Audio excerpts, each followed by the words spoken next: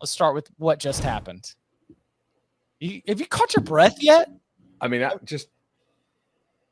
when you're running out a third string quarterback who then gets hurt, like basically every single snap matters a whole lot, right? It was in some ways like watching a Big Ten West game, or like watching Bama LSU from 2011, where the 9-6 game would score. Depends on if you're, what conference it is, if we think it's good football or not. It was really not. No, whoa, don't do that. No, hold on. I'm just messing with you. Yeah, I know you're messing, but there were not that many NFL players on the field tonight. There were a lot of NFL players, but not as many NFL players. That 9-6 Bama LSU game is legit one of my favorite football games of all time. That was insane. Yes. That was probably the best defensive effort I've seen from a Florida State team since September of 2005, when they had no offense. It was the Labor Day opener against Miami, and they ended up having was it Brock Berlin they sacked 12 times in that game, and then Miami ends up missing the field goal. FSU wins 10-7. All those missed field goals kind of blend together for me, so I can't remember who the quarterback was. This was a Miami miss because the guy muffs the he muffs the snap, if I recall. If I remember, that 05 Miami team also had multiple quarterbacks. If it was Berlin, I'd believe it. But yeah, sure. I mean, that was just an insane defensive effort. Like Louisville, we talked, pregame. Pretty good offensive team for most of the year. Not an amazing offensive team, but a team that you can generally bank on to score. They put 30-something on Kentucky and lost on a kickoff return last week. You held them to 6 points. Under 200 yards, 14 tackles for loss, 7 sacks. I mean, sticky coverage. I was shocked that Florida State covered as well as they did. And they basically knew they had to be perfect. And they weren't like perfect, but they were about as close to perfect as you're going to see from a college defense. That was really impressive. Yeah, I tweeted it during the game because it was because of the playoff conversation and because of the Jordan Travis injury. Like, all the focus in this game was like, oh my God, Florida State doesn't look good enough to be in the playoff. They should be left out. And I'm sitting there watching the game like, yeah, the offense does not look good. But at the same time, I'm sitting there thinking, Louisville's got its starting quarterback in. Louisville's got a whole lot of its starters in on the offensive side. It's got a great head coach in Jeff Brom, somebody who we talked about all week is excellent at like scheming things up, especially against a defense that's going to play as much man coverage as Florida State did.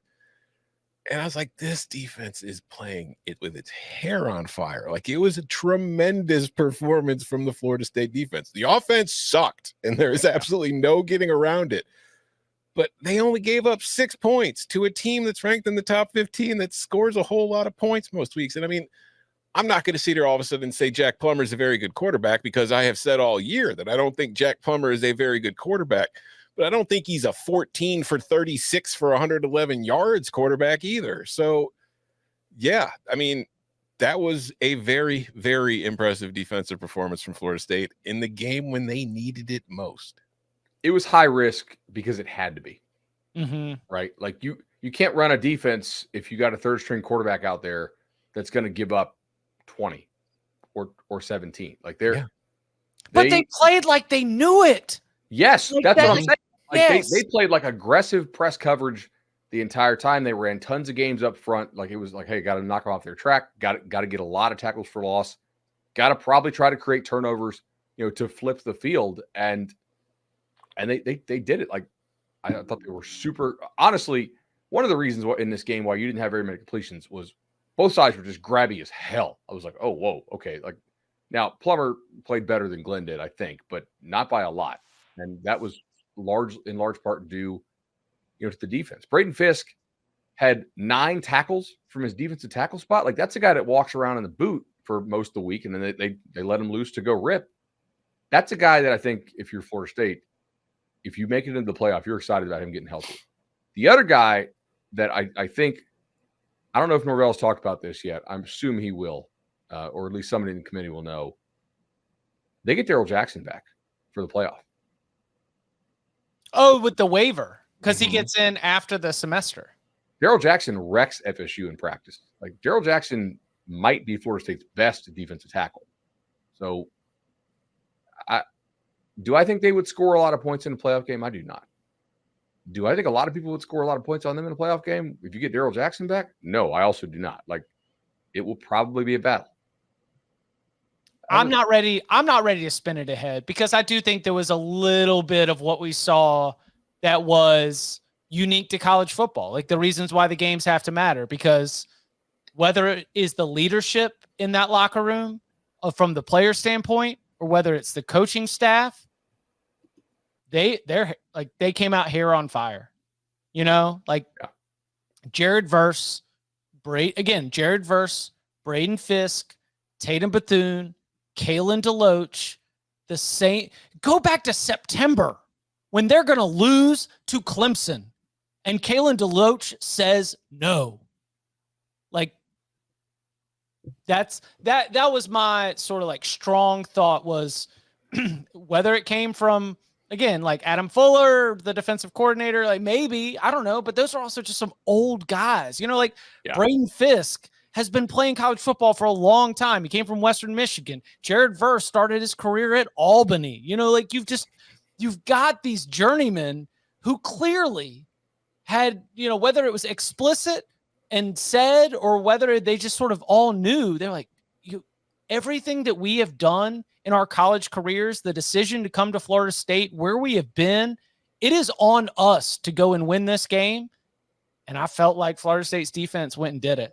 I mean, it was just, again, that if you want to look for like the heart of a champion, our buddy Robbie Calland was talking me into it earlier in the week. He was like, I'm not going to doubt the heart of the Husky. I'm not going to doubt the heart of the Husky. And we'll get to Washington in just a little bit. But, he was going through all the one scores. Like, I don't know, man. It's just something a little extra. And it was just that little bit of extra that Florida State's defense had that was we are not going to lose. And in college sports, like that stuff matters. And so I was incredibly impressed by the DNA, the fabric, whatever you want to call it, the guts that Florida State showed in terms of those defensive players to be able to lead the Seminoles to a victory. Anything else from this one we want to highlight? I was a little bit disappointed in Florida State's offense. I understand it was Brock Glenn, but like I kind of thought everybody could have been a little bit better on that side. 15 practices in a month before they play again. Things could look a lot different by the time you see Florida State again. But I will say, that's a good point. I hadn't thought about that. I always enjoy a football game in which a punter gets tackled trying to kick the ball still. That's just that was we're just not going to block these three guys over here. Just let them get a free run. Also, by the way, like if I'm going to do double shout outs to Robbie, I hadn't heard from Robbie in like 2 days and got a text from him right before the show started. He said, Jack Plummer, my man, you need to go pro in something other than sports. Yeah. I'll aim for you.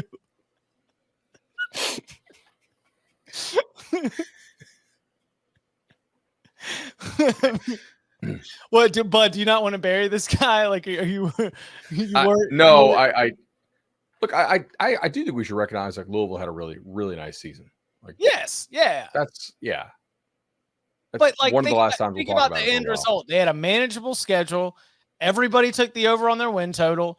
Las Vegas loved them to be able to have a pretty good season and contend for an ACC title. And they did. And they were right there. And if you had a quarterback, and my Louisville ticket, you're an ACC champion. Oh yeah. Oh no.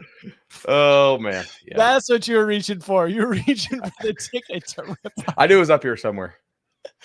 For those watching on youtube.com/cover3, we just saw I've seen a lot of Bud's futures tickets pulled out. That's one of the very few. Seriously, Seriously, this is one of the very few I've seen actually be shredded here live on air. I had over on UTEP this year too, so we don't bat 1,000, buddy. Yeah, that's I don't know. It was not the most enjoyable watch. It was not the I felt at home. I don't know what you're talking about. I was like It's a nice, comfortable couch for me just watching that game. Nice and warm and comfy. Just like I've been here a billion times. Shout out to David Cobb. I was live blogging the Florida State Louisville game for most of the game, and then all of a sudden it was running late. We had a show to get ready for, and I was like, this is a lot to handle. Game was still in doubt, so thank you, David. I appreciate you helping tie everything up there at the end. I will point out, and this is a competitor site, so I'm not going to. But there is a site that runs like live odds you can bet on during games. Heisman Playoff. Before the kickoff, Alabama was minus 1,000 to make the playoff.